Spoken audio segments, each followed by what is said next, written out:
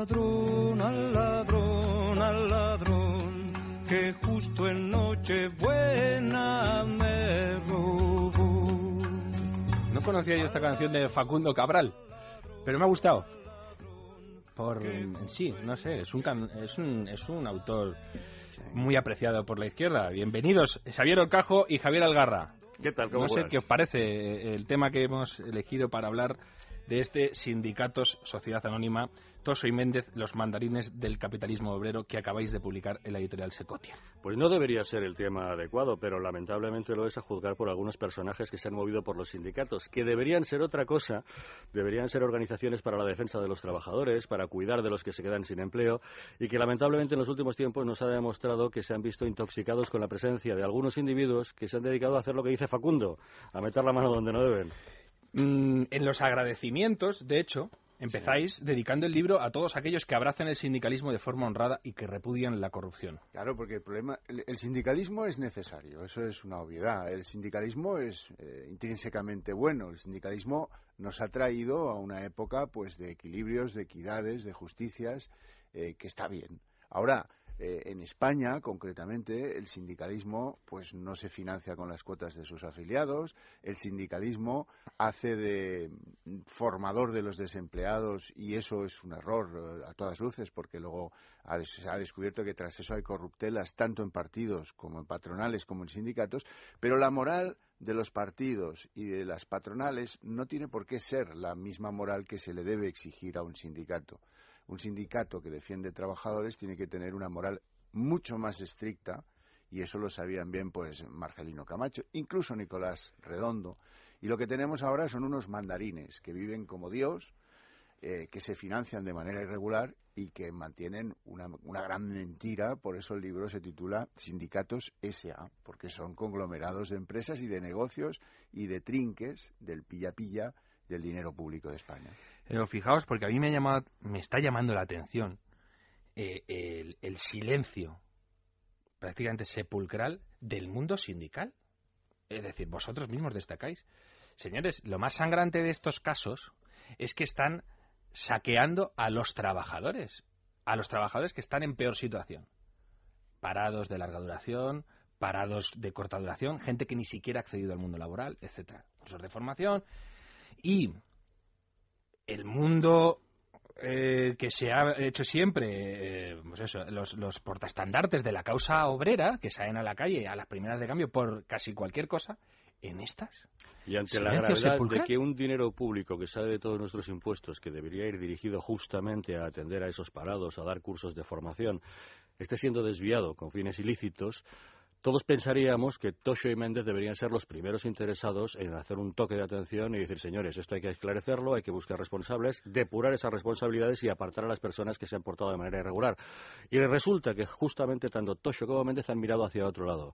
Han negado cualquier tipo de evidencia y ante ya las reiteradas acusaciones de irregularidades en sus sindicatos se han limitado a reconocer, bueno, puede que haya habido un poco de desorden o puede que aquel individuo sí esté involucrado, pero ya no es del sindicato, o ya le dimos de baja. Es decir, han tratado de amputar y cercenar cualquier proximidad hacia el tema de la corrupción y han mirado para otro lado, cuando, insisto, deberían ser los primeros interesados en hacer una operación de limpieza para demostrar que los sindicatos son una cosa útil para la sociedad. Y en cambio la gente se está llevando una imagen pues bastante alejada de todo eso, ¿no? Y además hay un sustrato de miedo. O sea, la manera de hacer puertas adentro de UGT o de comisiones obreras sigue siendo comunista. Sigue siendo marxista-leninista. No es muy conocido, pero todo eso proviene de la Liga Comunista Revolucionaria. El otro, a sus 18 años, ya presumía de no sé qué izquierdismos, ¿no? Y entonces ahí hay miedo, hay violencia. De hecho, si os fijáis, se empieza a conocer la verdad de los sindicatos puertas adentro cuando echan en los ERES a algunos que dicen que ya no pueden sostener y los echan con las condiciones de la reforma laboral del PP. Es a partir de ahí que tenemos fuentes y que conocemos lo que de verdad, pues hay una chica que es la masajista y que por eso es la secretaria de Igualdad del sindicato, ¿no? Como se vio el otro día respecto de Pastrana.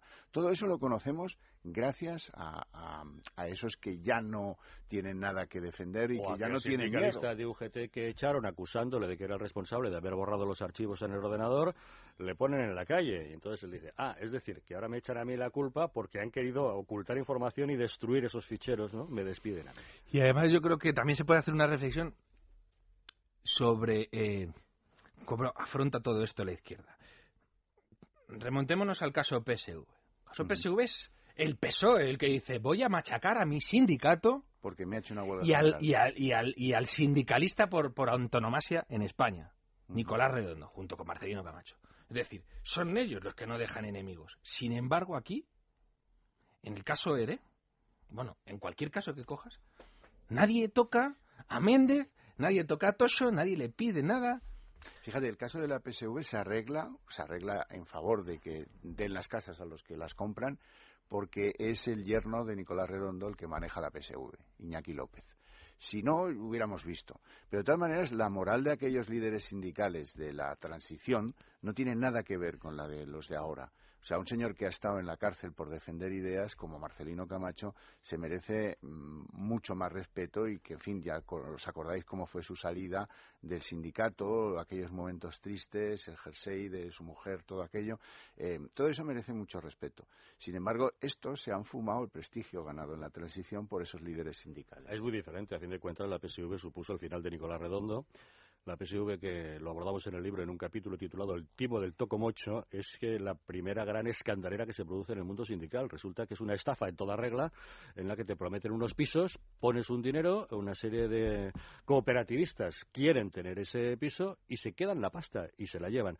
Es un escándalo que sí remueve los cimientos del sindicato UGT, y allí sí se exigen responsabilidades y UGT es responsable civil subsidiaria y tiene que hacerse cargo del pago que al final esas viviendas tienen que ser entregadas. Pero ahí sí supone una caída de Nicolás Redondo y el fin de su vida pública, sindical y política, cosa que hasta el momento, en el caso de Tocho y Méndez con los ERE, no parece que les esté salpicando en lo más mínimo, ¿no?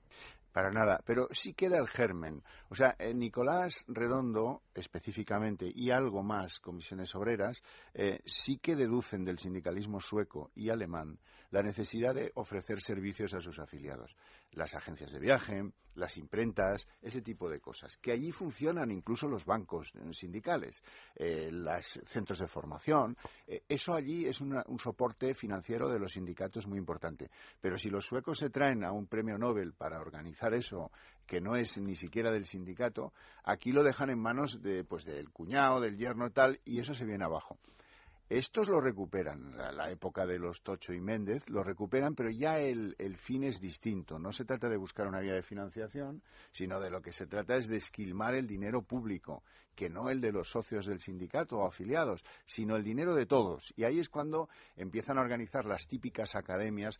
El razonamiento es muy sencillo. Esto de la formación profesional lo hacían y muy bien las organizaciones religiosas de la educación, los centros privados particulares, todo esto funcionaba de miedo. Las universidades laborales, vosotros sois más jóvenes, no lo conocéis, pero formaban de miedo a los técnicos. Sí, lo conocemos porque los familiares son de ahí, es decir, compara al obrero, en el sentido estricto de la palabra, de antes, la formación que tenía un obrero que además estaba orgulloso de pasar por ese tipo de centros, incluso de hacer la carrera en su empresa y de contarte cómo iba aprendiendo, al de ahora. ¿Qué queda de todo eso? Nada. Absolutamente los salesianos, la mitad de los grafistas de España, los buenos, las imprentas buenas, han educado con los salesianos, eso es así. Entonces, si el Ministerio del Interior no deja que los médicos se formen fuera de las facultades, ¿por qué los desempleados se tienen que formar en las empresas que trincan la pasta del dinero público en manos de los sindicatos o de las patronales? A ver, ¿por qué si yo quiero sacarme el carnet de conducir tengo que ir a una autoescuela normativizada, regulada y bajo control del Ministerio del Interior de la DGT? Entonces, si quiero ser soldador, ¿qué pasa?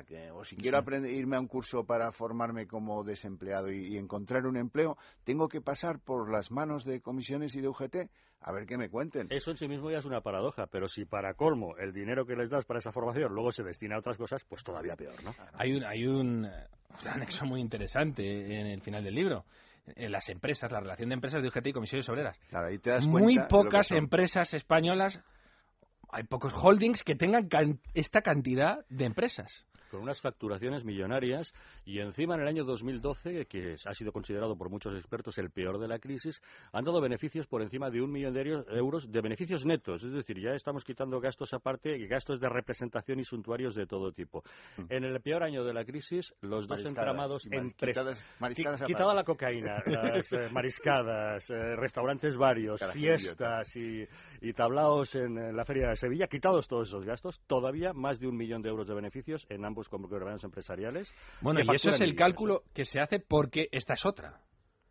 Nadie sabe qué dinero manejan los sindicatos. Cuando digo nadie, ni siquiera los propios sindicatos probablemente. Y además, nadie les pide esto en un momento en que se está reclamando transparencia absolutamente todo el mundo. Te voy a contar dos anécdotas muy divertidas.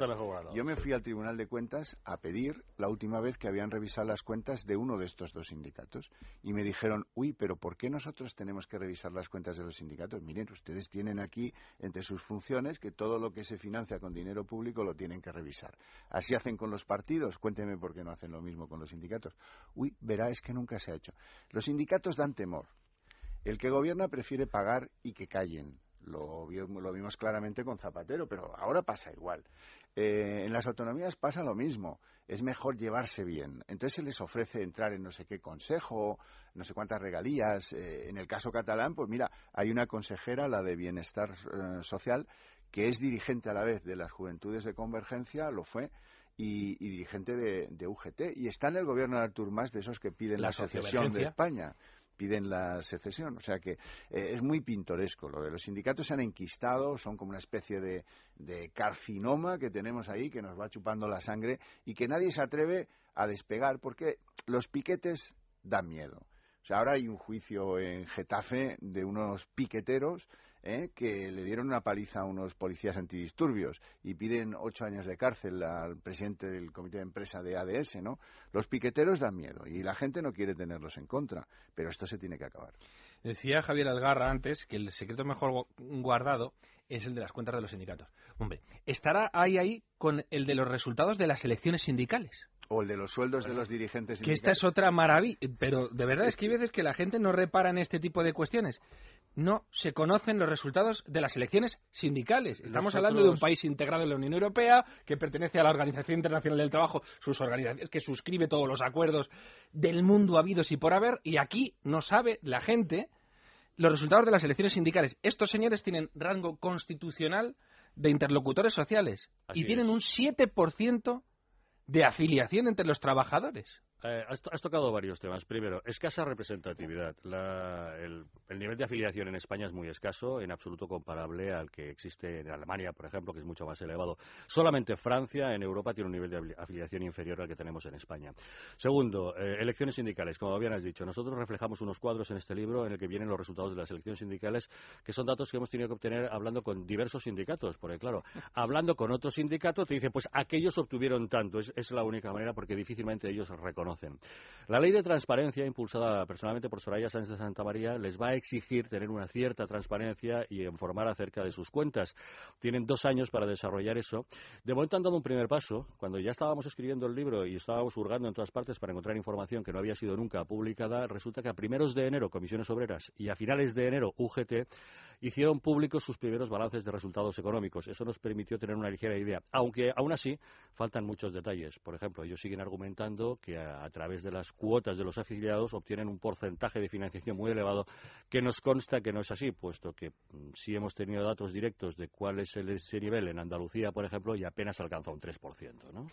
Y luego además vivimos tiempos en los que la sociedad española ha pasado la peor de las crisis económicas que conocemos. ¿Y qué han hecho los sindicatos por los españoles en esos tiempos de crisis? ¿Han cedido liberados sindicales en las empresas? Mire, como van las cosas mal, vamos a tener la mitad 2 años. Vamos a poner a funcionar la mitad de los liberados que ustedes han tenido a bien concedernos en las épocas de vacas gordas. No. ¿Han abierto comedores sociales? En las casas del pueblo. Eso lo han dejado en manos, se llaman casa del pueblo. Lo han dejado en manos de la Iglesia Católica, de Cáritas, para ser más concretos. A la que basurean. Y desde luego ellos pasan de eso. Han hecho cajas de resistencia, no, lo que han hecho ha sido cobrar en los ERES. En los ERES cobraban, legalmente además, y no han cedido ni 1 euro de eso.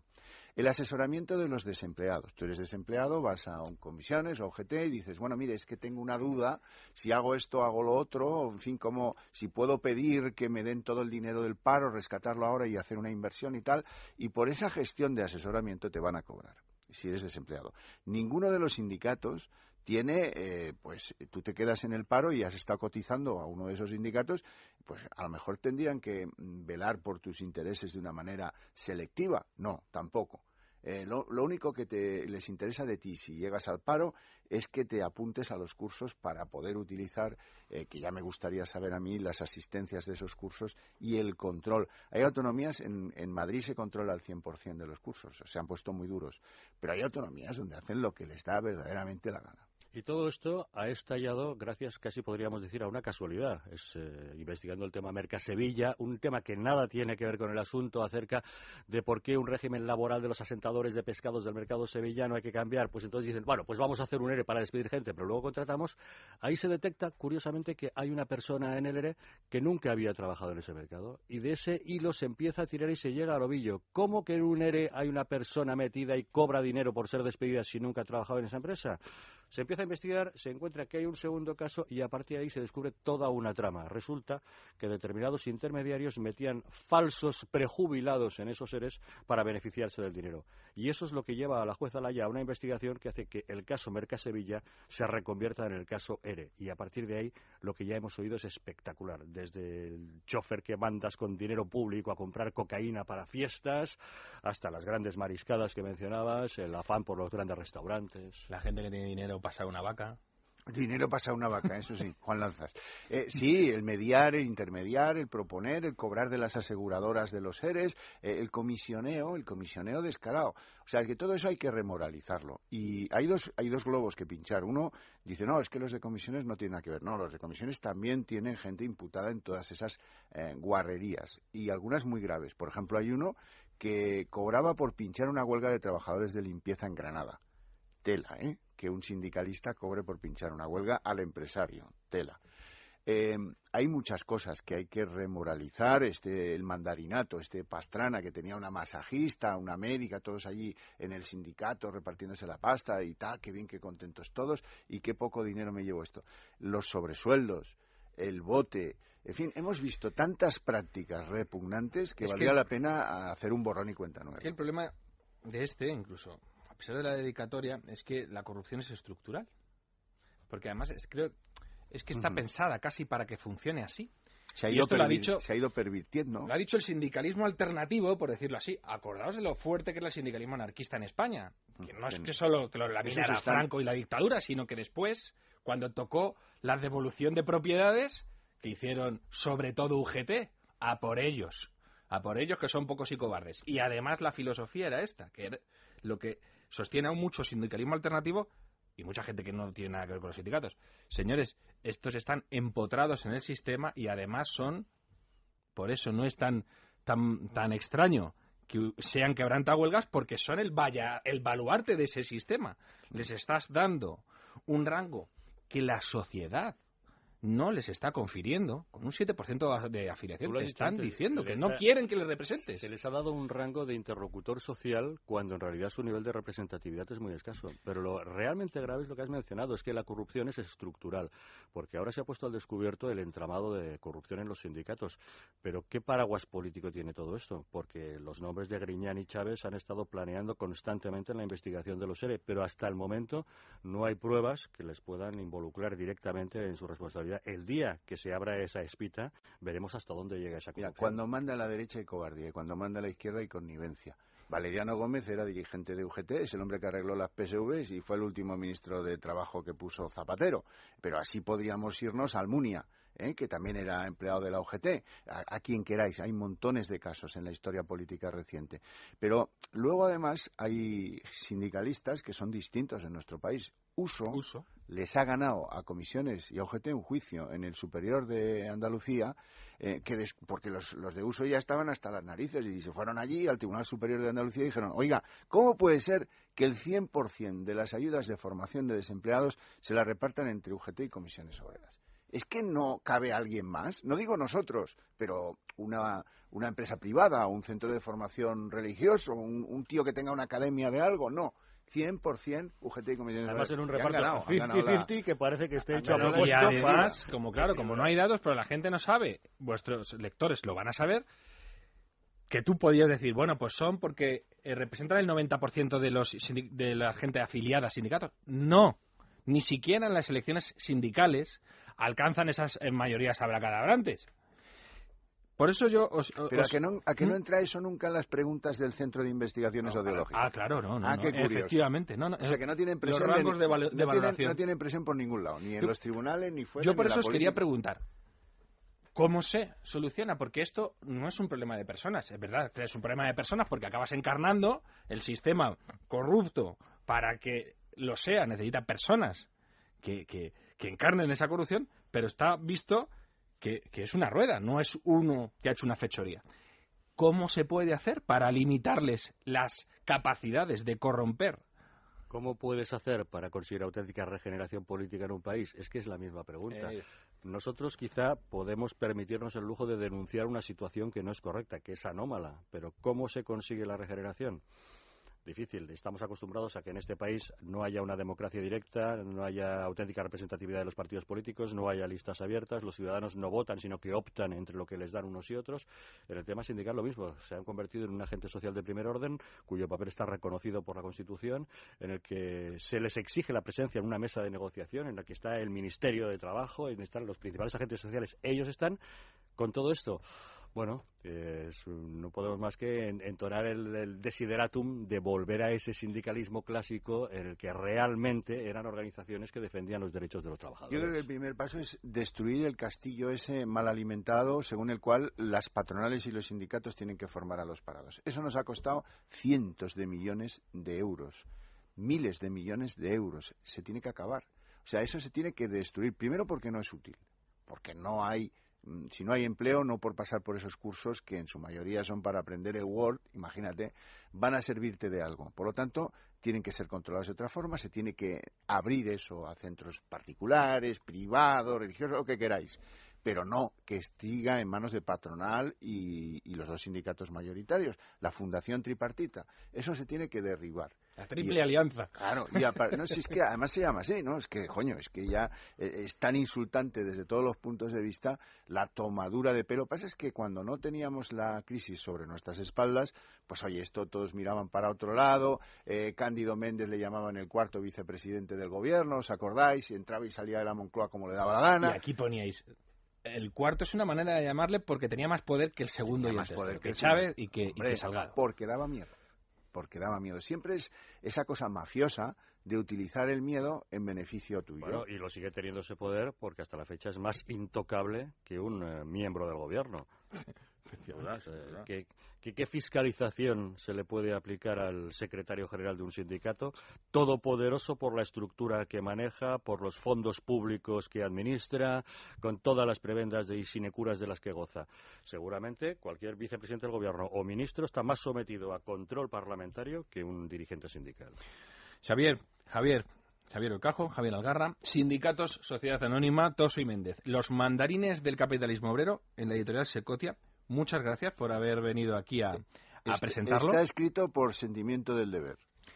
Y de verdad, debería ser un deber cívico leerlo, pero vamos, más que nada para que sepan ustedes cómo están las cosas. Al menos para que lo sepan, luego que saquen sus y sobre todo para que cuando le venga luego el Mester de Progresía, con sus cancioncitas o con sus Lunes al Sol, fíjate, Lunes al Sol puedes hacer una serie, ni Falcon crees. Te puede durar 500 episodios. Oye, qué gran idea. Podemos hacer un culebrón. Sí, yo creo que sí. Pastrana, no sé con qué actores los harías aquí en España, pero... Pastrana y la masajista, hombre. Eso es de Almodóvar, casi. Bueno, eso es de Almodóvar totalmente. Lo que pasa es que es realismo social ya, ¿no? Muchísimas gracias por estar aquí. Y que lo disfrutéis mucho. Muchas gracias. Al ladrón, que justo en Nochebuena